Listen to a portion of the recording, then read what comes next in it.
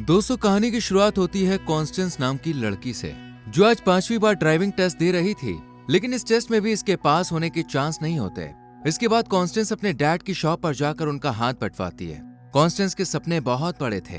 वो पेरिस जाकर एक अच्छी लाइफ गुजारना चाहती थी, लेकिन उसके लिए कॉन्स्टेंस को पेरिस के घर की जरूरत थी। इसलिए कॉन्स्टेंस पेरिस में मिस्टर हेनरी के घर जाती है। लेकिन हेनरी बहुत ही चिड़चिड़े टाइप के थे, इसलिए वो कॉन्स्टेंस को अंदर बुलाने के बजाय दरवाजा बंद कर लेते हैं। इस पर कॉन्स्टेंस कहती है कि मैं यहाँ न्यूज़पेपर आर्टिकल देखने आई हूँ जो आपके बेटे ने छपवाया था कि ऊपर वाला कमरा खाली है। ये सुनकर हेनरी ना चाहते हुए भी इसे अंदर लेता है, और जब कॉन्स्टेंस पियानो देखती है तो हेनरी उसे छूने से मना करता है। हेनरी पूरी कोशिश करता है कि वो कॉन्स्टेंस को कमरा ना दे, इसलिए वो कमरे का किराया भी ज्यादा बताता है। प्राइस सुनकर कॉन्स्टेंस भी कमरा लेने से मना कर देती है और फिर दूसरे घरों को देखने जाती है। लेकिन वो उसे कुछ खास पसंद नहीं आते, इसलिए दुखी होकर कॉन्स्टेंस अपने घर आकर वहाँ डेली लाइफ गुजारने लगती है। कॉन्स्टेंस का एक मैरिड आदमी के साथ अफेयर भी था। कुछ समय के बाद हेनरी कॉन्स्टेंस को कॉल करके कहता है कि तुम यहाँ पर रह सकती हो। ये सुनकर कॉन्स्टेंस बहुत खुश होती है और अपने बॉयफ्रेंड के साथ ये गुड न्यूज शेयर करती है। हालांकि कॉन्स्टेंस इसे छोड़कर पेरिस नहीं जाना चाहती थी, इसलिए वो काफी दुखी भी होती है, पर एलेक्स को इससे कोई भी फर्क नहीं पड़ता। अपने घर वालों से मिलकर अगले दिन कॉन्स्टेंस पेरिस के लिए रवाना हो जाती है और हेनरी के घर पहुंचकर उसका शुक्रिया अदा करती है। लेकिन अब भी हेनरी उसके साथ कुछ अच्छे से बिहेव नहीं करता, बल्कि उसे रूल्स की एक लंबी लिस्ट थमा देता है, जैसे उसे ड्रिंक नहीं करना था, लेट नाइट घर नहीं आना था, वगैरह वगैरह। कॉन्स्टेंस के पास भी इन रूल्स को मानने के अलावा और कोई रास्ता नहीं था, इसलिए वो शांति से अपने कमरे में चली जाती है। और रात में जब नीचे आती है तो वो हेनरी को अपनी डॉटर इन लॉ के साथ झगड़ा करते हुए सुनती है। हेनरी कॉन्स्टेंस को वेलेरी के बारे में बताता है कि वही उसके बेटे को उससे दूर ले गई, वरना आज भी सब साथ होते। एक दिन कॉन्स्टेंस अकेली घर में बोर हो रही थी, इसलिए जब भी वो पियानो को देखती है तो उसे बजाने लगती है। हालांकि हेनरी ने इसे बजाना तो दूर, इसे छूने के लिए भी मना किया था, लेकिन कॉन्स्टेंस को बचपन से ही पियानो का बड़ा शौक था, इसलिए वो इसे बजाने लगती है। इतने में ही हेनरी यहाँ पे आके कॉन्स्टेंस को पियानो बजाता हुआ देख लेता है और बहुत गुस्सा होता है। पहले तो हेनरी कमरा खाली करने के लिए कहता है, पर फिर रेंट एडवांस मांगता है। पर कॉन्स्टेंस के पास तो पैसे थे ही नहीं, क्योंकि उसने कहीं जॉब भी नहीं लगाई थी। इस पर हेनरी उसके सामने एक शर्त रखता है कि तुम एडवांस के बदले मेरा एक काम करो, और वो ये है कि तुम्हें मेरे बेटे और बहू को अलग करना है। तुम पॉल के करीब जाओ जिससे वेलेरी उससे अलग हो जाए। तुम्हारा काम सिर्फ पॉल को अपनी तरफ करना है। अगर तुम ऐसा कर पाई तो 6 महीने तक यहाँ फ्री में रह सकती हो। ये डील सुनकर कॉन्स्टेंस थोड़ी कंफ्यूज होती है और रात में वॉक करने के लिए निकल जाती है। लेकिन तभी एक बार के बाहर उसे हेल्पर का बोर्ड दिखता है। कॉन्स्टेंस को भी जॉब की नीड थी, इसलिए वो अंदर जाती है, जहाँ उसे एक लड़का दिखता है जो कि कॉन्स्टेंस की मजबूरी देखते हुए उसे कल से काम पर आने के लिए कह देता है। अगले दिन पॉल हेनरी के लिए दवाई लेकर आता है, जहाँ कॉन्स्टेंस उससे मिलती है, उसे चाय सर्व करती है और दोनों के बीच थोड़ी बहुत बात भी होती है। पॉल कॉन्स्टेंस से पूछता है कि क्या डैड मेरी बुराई करते हैं। इस पर कॉन्स्टेंस मना कर देती है, लेकिन पॉल को यकीन था कि हेनरी उसकी बुराई करता होगा। इतने में ही हेनरी यहाँ आकर पॉल को बुरा भला कहता है और पॉल भी गुस्से में यहाँ से चला जाता है। कहीं न कहीं पॉल को कॉन्स्टेंस पसंद आ गई थी। अगले दिन से कॉन्स्टेंस बार में काम करती है और साथ ही पढ़ाई भी जारी रखती है।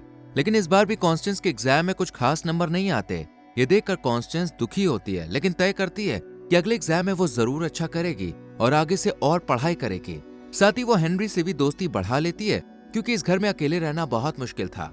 संडे को हेनरी फ्री था, इसलिए हेनरी उसे वेलेरी और पॉल के लिए अच्छा सा खाना बनाने के लिए कहता है, ताकि पॉल उससे इम्प्रेस हो।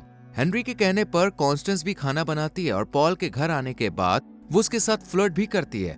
वेलेरी का बिहेवियर काफी अजीब था। वेलेरी को देखकर कॉन्स्टेंस समझ जाती है कि हेनरी उसे क्यों पसंद नहीं करता। लंच के दौरान कॉन्स्टेंस पॉल से पियानो के बारे में पूछती है। पॉल बताता है कि यह पियानो उसकी माँ का था, जो इसे बजाया करती थी। लेकिन हेनरी को ये सब बातें पसंद नहीं आती, इसलिए वो पॉल से लड़ने लगता है। दोनों में थोड़ी बहुत बहस होती है, लेकिन फिर हेनरी कॉन्स्टेंस को इसे प्ले करने के लिए कहता है। कॉन्स्टेंस जब पियानो बजाती है तो उसकी मीठी आवाज सुनकर हेनरी अपने पुराने दिनों को याद करता है और नम आंखें लेकर यहाँ से चला जाता है। कॉन्स्टेंस पूछती है, क्या उन्हें मेरा पियानो बजाना पसंद नहीं आया? इस पर पॉल बताता है कि तुमने बहुत अच्छा प्ले किया, उन्हें बस अपनी वाइफ की याद आ गई, इसलिए वो उठकर चले गए। इसके बाद पॉल और वेलेरी भी अपने घर चले जाते हैं। अब कॉन्स्टेंस के रिजल्ट का दिन भी आ जाता है। कॉन्स्टेंस को डर था कि कहीं वो फिर से फेल ना हो गई हो, लेकिन फिर भी वो हिम्मत करके जब लिस्ट देखती है तो बहुत ज्यादा दुखी होती है, क्योंकि वो पास नहीं बल्कि फेल हो गई थी। ये देखकर कॉन्स्टेंस रोती हुई बार में जाती है और घर में बहुत ज्यादा ड्रिंक करती है, जिससे उसकी तबीयत खराब हो जाती है। और जब अगले दिन वेलेरी हेनरी के घर बर्तन धोने के लिए आती है तो कॉन्स्टेंस यहीं पर वॉमिट कर देती है। कॉन्स्टेंस की यह हालत देखकर सब उसको दवाई वगैरह देते हैं। कॉन्स्टेंस भी हेनरी को बताती है कि मैं फेल हो गई हूँ, अब डैड मुझे वापस बुला लेंगे, लेकिन मैं पुरानी लाइफ नहीं जीना चाहती। इस पर हेनरी कॉन्स्टेंस को समझाते हुए कहता है कि पास फेल कुछ नहीं होता है, जो तुम्हें अच्छा लगे, जिसको करने में एकदम फ्री फील करो, उस काम को करो। कॉन्स्टेंस बताती है कि मुझे पियानो बजाना बहुत पसंद है, लेकिन एक बार टीचर ने मुझे पनिश किया था, जिसके बाद मैंने पियानो क्लास छोड़ दी। हेनरी के कहने पर कॉन्स्टेंस अपना लिखा हुआ गाना प्ले करती है, जिसे सुनकर हेनरी भी खुद को तारीफ करने से रोक नहीं पाता। जाते वक्त वेलेरी कॉन्स्टेंस को बताती है कि हेनरी की वाइफ की खिड़की से गिरकर डेथ हो गई और उसके बाद से हेनरी इस घर में अकेले है। साथ ही वेलेरी कॉन्स्टेंस से पॉल को लेकर भी बात करती है और पूछती है, क्या तुम पॉल को लाइक करती हो? इस पर कॉन्स्टेंस मना कर देती है। वेलेरी के जाने के बाद कॉन्स्टेंस हेनरी के पास आकर कहती है कि वेलेरी पॉल से बहुत प्यार करती है और वो नहीं चाहती कि कोई भी लड़की पॉल के साथ हो। हेनरी जवाब देता है कि वो सिर्फ पैसों की वजह से पॉल के साथ है, उसे पॉल से कोई प्यार व्यार नहीं है। लेकिन कॉन्स्टेंस दो प्यार करने वालों को अलग करने से मना कर देती है। ये सुनकर हेनरी भी घर खाली करने के लिए कह देता है, जिसके बाद कॉन्स्टेंस अगले दिन इस घर को छोड़कर अपने घर वापस चली जाती है। घर जाकर कॉन्स्टेंस सबसे मिलती है और जब अपने कमरे में जाती है तो देखती है कि इसे तो ऑफिस बना दिया गया है। कॉन्स्टेंस के डैड कहते हैं, तुम जरूर इस बार भी फेल ही हुई होगी ना? लेकिन कॉन्स्टेंस झूठ बोल देती है कि नहीं, मैं पास हो गई हूँ और यही गुड न्यूज देने के लिए मैं यहाँ पे आई थी और आज रात वापस चली जाऊंगी। कॉन्स्टेंस फिर से हेनरी के पास आकर पॉल को अट्रैक्ट करने के लिए तैयार हो जाती है, क्योंकि वो अपने सपनों का शहर पेरिस छोड़कर नहीं जाना चाहती थी। इसलिए अब कॉन्स्टेंस पॉल को क्या पसंद है वो सब जानकारी निकालती है ताकि वो उसके करीब जा सके।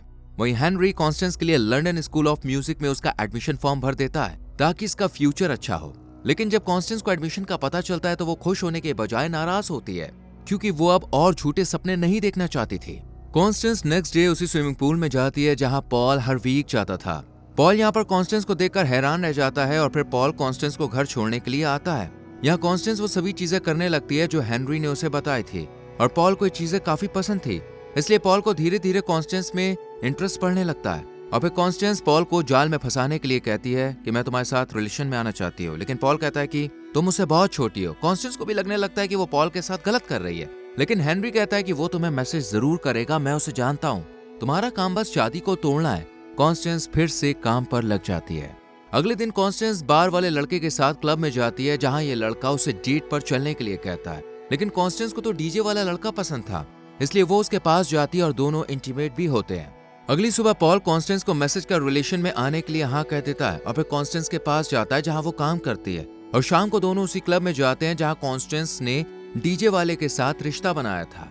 लेकिन ये डीजे कॉन्स्टेंस को पॉल के साथ नहीं देख पाता क्योंकि वो खुद दूसरी लड़की के साथ बिजी था। लौटते वक्त कॉन्स्टेंस पॉल को अपने बारे में बताती है कि उसके पेरेंट्स उसे प्यार नहीं करते और इमोशनल होकर पॉल को किस करती है और फिर वहां से चली जाती है। पॉल भी कॉन्स्टेंस के साथ काफी अच्छा फील करता है, लेकिन अगले दिन वेलेरी उसे रात भर बाहर रहने को लेकर सवाल पूछती है। इस पर पॉल झूठ बोलता है, लेकिन वेलेरी कार में से कॉन्स्टेंस की जैकेट निकालकर उसे दिखाती है, यानी पॉल का झूठ पकड़ा गया था। हेनरी कॉन्स्टेंस को बताता है कि तुमने कर दिखाया, पॉल और वेलेरी में झगड़ा हो गया और मैंने तुम्हारी म्यूजिक स्कूल के एक प्रोफेसर से सिफारिश भी लगा दी है। तुम्हें एडमिशन मिल जाएगा, लेकिन इसके लिए तुम्हें मेहनत कर अगले साल होने वाले एंट्रेंस में पास होना है। कॉन्स्टेंस अपने करियर पर फोकस करती है और पॉल को मैसेज का कोई जवाब नहीं देती है, इसलिए परेशान पॉल उसके वर्किंग प्लेस पर जाकर उससे बात करता है। कॉन्स्टेंस कहती है कि वो सब एक गलती थी, अब मेरी ही उम्र के लड़के के साथ अफेयर है। ये सुनकर पॉल काफी हर्ट होता है क्योंकि कॉन्स्टेंस की वजह से उसने वेलेरी से दूरी बनाई थी। थोड़ी देर में पॉल को पता चलता है कि वेलेरी के लॉयर ने डिवोर्स के लिए कोर्ट बुलाया। खैर, रात में वेलेरी पॉल को कॉल करके बताती है कि मैं प्रेग्नेंट हूँ, इसलिए मैं अलग नहीं होना चाहती। पॉल भी खुश होकर अपने डैड के पास जाकर ये गुड न्यूज सुनाता है, लेकिन हेनरी कहता है कि क्या तुम इस बच्चे को रखोगे? पॉल ये सुनकर गुस्सा हो जाता और कहता है कि जब वेलेरी यहाँ पे आए तो आप उसके साथ अच्छा बिहेव करेंगे, वरना मैं आपसे कभी बात नहीं करूंगा। पॉल इस न्यूज को कॉन्स्टेंस के साथ भी शेयर करता है, जिस पर कॉन्स्टेंस काफी खुश होती है और दोनों अलग अलग हो जाते हैं। एक दिन कॉन्स्टेंस के फादर उसे घर वापस आने के लिए कहते हैं क्योंकि वो जान चुके थे कि कॉन्स्टेंस फेल हो गई है। इसी गम में कॉन्स्टेंस घर में शराब पीती है, लेकिन हेनरी उसे ड्रिंक करने से मना करता है क्योंकि उसकी वाइफ भी नशे की हालत में खिड़की से गिर गई थी। जिस दिन कॉन्स्टेंस अपने घर जाने वाली थी उसी दिन पॉल और वेलेरी आते हैं और वेलेरी हेनरी को बेबी की न्यूज देती है। ना चाहते हुए भी हेनरी खुश होता है और अपने कमरे में चला जाता है। कॉन्स्टेंस हेनरी को आखिरी बार गुड बाय कहने के लिए जाती है, लेकिन हेनरी कहता है कि मैं भी अपने सपनों को सच करना चाहता था लेकिन नहीं कर सका, पर तुम्हारे पास उम्र है, अपने सपनों को सच करो। कॉन्स्टेंस भी हिम्मत करके अपने डैड से, जो कि बाहर लेने आए थे, उनसे म्यूजिशियन बनने के लिए कहती है। पहले तो कॉन्स्टेंस के डैड उसे काफी कुछ सुनाते हैं, लेकिन फिर इसे यहीं छोड़ के चले जाते हैं। कॉन्स्टेंस हेनरी के पास रहकर अपना गाना बनाती है और हेनरी भी कॉन्स्टेंस के साथ काफी खुश होता है। अब कॉन्स्टेंस के लंदन जाकर एंट्रेंस एग्जाम देने का वक्त आ जाता है और हेनरी उसे यकीन दिलाता है कि तुम्हें ब्लेसिंग्स की जरूरत नहीं है, तुम कर सकती हो। कॉन्स्टेंस लंदन चली जाती है और इस एग्जाम के राउंड को भी पार कर लेती है और यहीं रहने लगती है।